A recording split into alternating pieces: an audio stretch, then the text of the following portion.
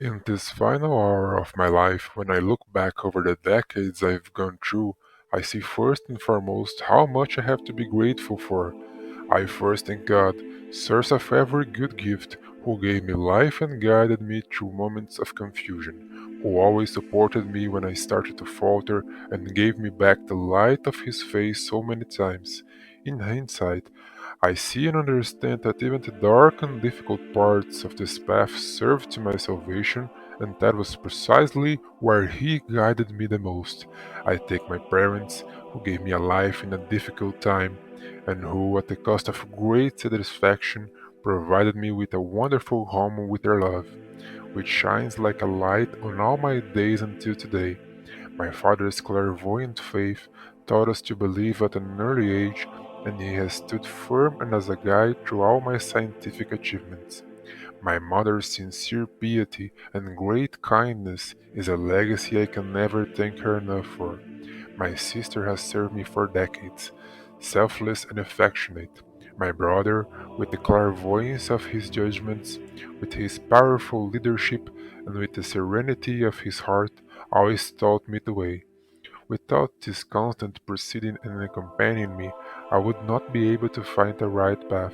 I thank God from the bottom of my heart for the many friends, men and women, that He has always placed at my side, co-workers every step of the way, the teachers and students He gave me.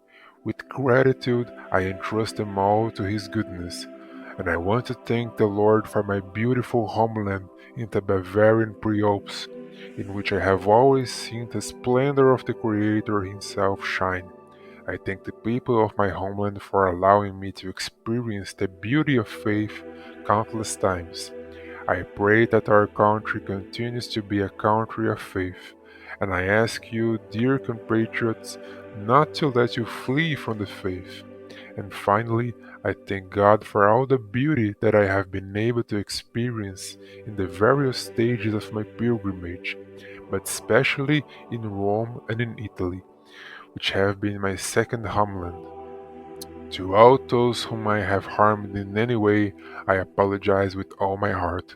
What I said before to my countrymen, I now say to all those in the Church who have been entrusted to my service. Remain firm in the faith. I didn't let you get confused.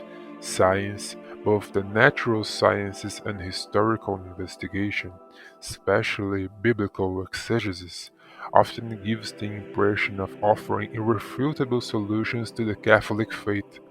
I witnessed over a long time the transformations of natural science, and I was able to verify how apparent certainties against faith faded away, providing that it was not science, but only philosophical witnesses with a scientific appearance, and how, on the other hand, it is in dialogue with the natural sciences that faith has learned to be better, understand the limits of the reach of its hypothesis and therefore what it really is. He has been following the path of theology for 60 years now, especially that of biblical studies, and I have seen, in the course of generations, apparently unshakable theses crumble, revealing themselves to be mere hypotheses. The liberal generation, the existentialist generation, the Marxist generation. I saw and see how, from the tangle of hypotheses, the reasonableness of faith resurfaced and is resurfacing again.